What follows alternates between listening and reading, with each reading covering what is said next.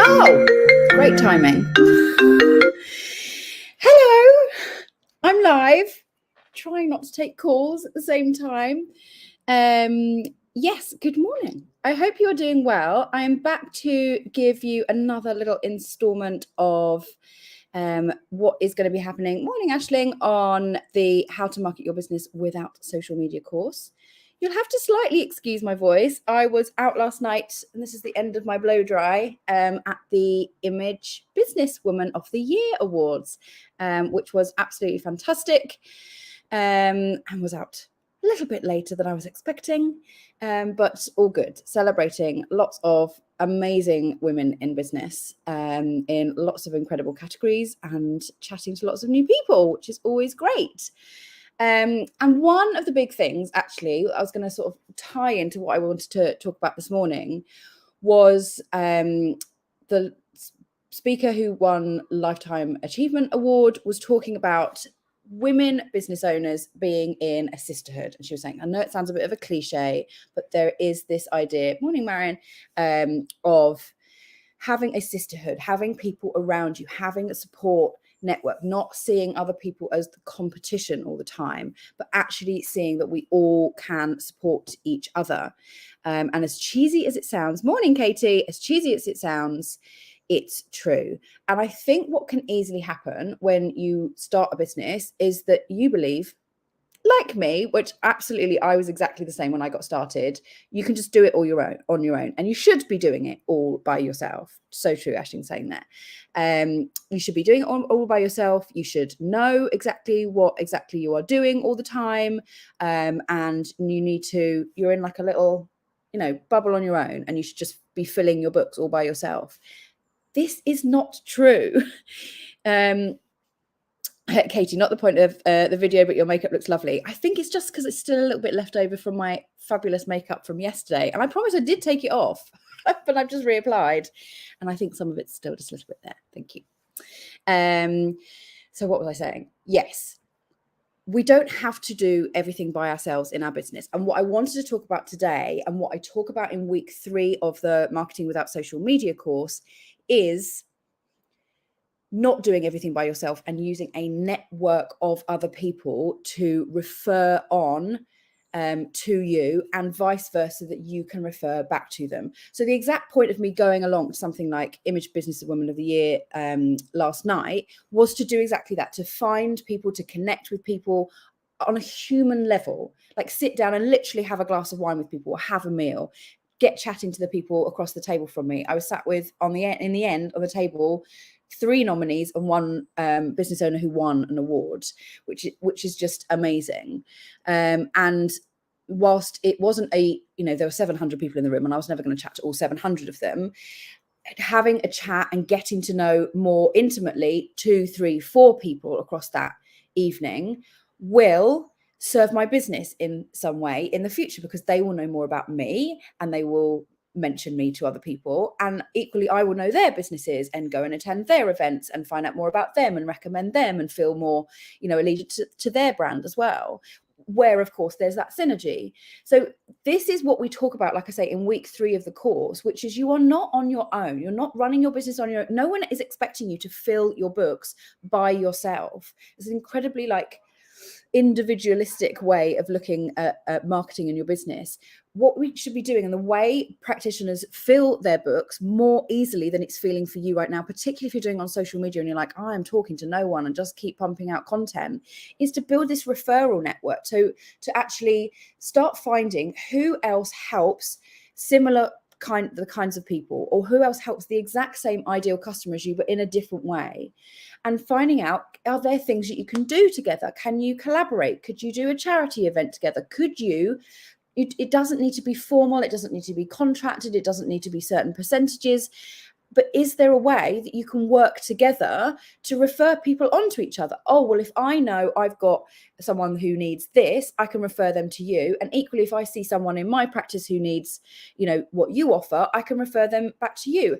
And suddenly you've got this network of people who can help and are trusted if someone's gone to them. So I'm talking like in theory at the moment. So for example, The postnatal world is a brilliant example of this. If you are a yoga teacher and you help people, you offer pregnancy yoga and yoga after giving birth.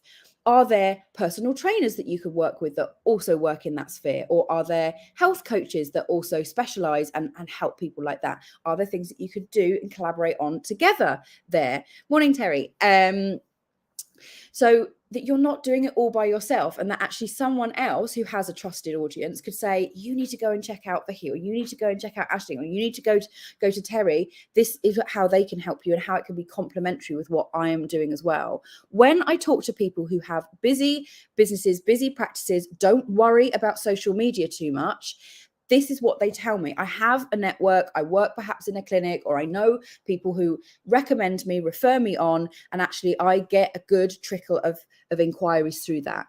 I think, like anything, we don't want to rely on any one tool. So I would never say build your entire business only on referrals, because sometimes things will change, people will move, they might, build up and start referring people onto other places, or close their own business down. But having that as one inquiry stream, one flow of business, is a fantastic thing to do. And what we teach in the course in week 3 is I give you templates and ideas of how to do this, how to go out and start building that network, how to go out and find who could be referring people on.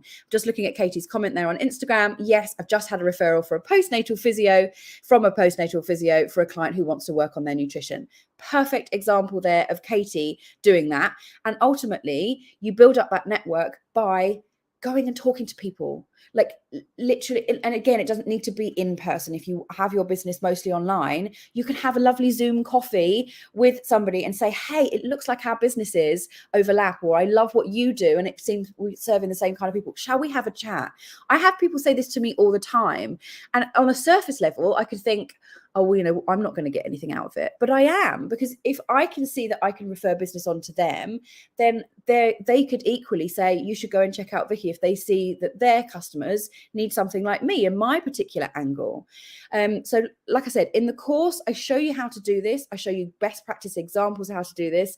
And then I'm all about that accountability. I say, right, let's do it. Let's go out. Let's write down a list of people and let's go and start building that referral network. It might not be the very first person that you contact, but even just spending a little bit of time, like we were talking about yesterday, away from these squares and looking for that real connection, going to some networking, going and having those coffees and chats with people.